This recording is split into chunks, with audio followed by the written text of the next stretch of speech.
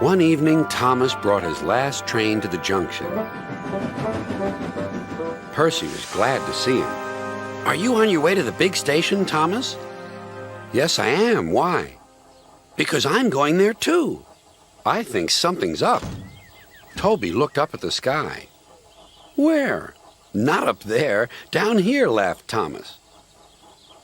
"How can something be up when it's down?" Thomas was too excited to explain. "Bust my buffers! Look over there!" Mavis, Boko, Bill, Ben, Donald, Oliver, and Douglas paraded past.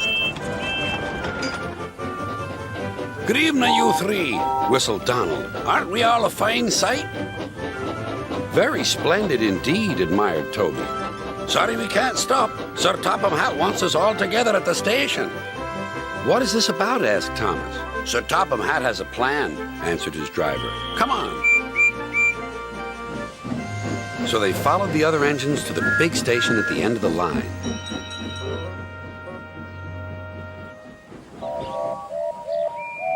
"Silence!" called Sir Topham Hatt. "I have an important letter to read from a little girl who is 5 years old." "Dear Thomas and all the engines, please can I meet you? My friends say they would like to meet you too. You could come to my house for tea, but my mummy says there aren't any railway tracks to my house. Can you come to the station instead? Thank you very much." "It seems," continued Sir Topham Hatt, "that there are many girls and boys who would like to meet you. Therefore, we are all going to the big city far away." "Hooray! Hooray!" the engines whistled.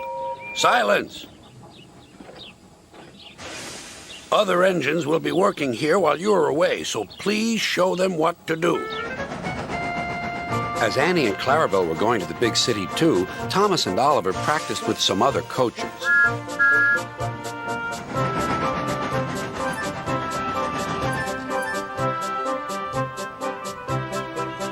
Thomas grew more and more excited. Too excited for his own good. "I'm glad I'm a splendid engine," he puffed. "Sir Topham Hatt thinks I'm really useful. I had a race with Bertie once. I whooshed through the tunnel and stopped an inch from the buffers."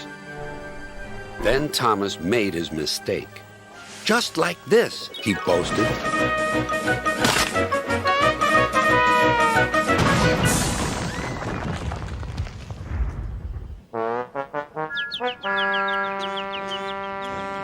No one was hurt, but Thomas's front was badly bent. They telephoned to Sir Topham Hatt. "I'll send up the workmen," he said. "But if they can't mend Thomas in time, we'll have to go to the big city without him." Poor Thomas. 8 o'clock next morning, the engines waited at the junction. Toby and Percy were each on a truck, and Duck had pushed them into place behind Edward. Gordon, James, and Henry were waiting to lead off. They whistled impatiently. Sir Topham Hatt looked at his watch. "I'll wait 1 more minute for Thomas, then we have to go."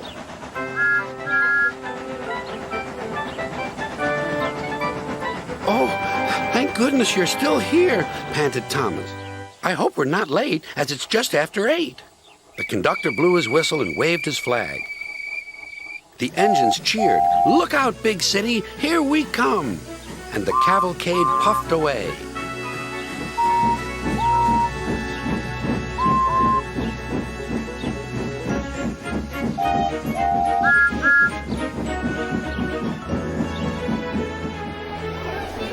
Later in the big city, all the engines were lined up in a splendid shed.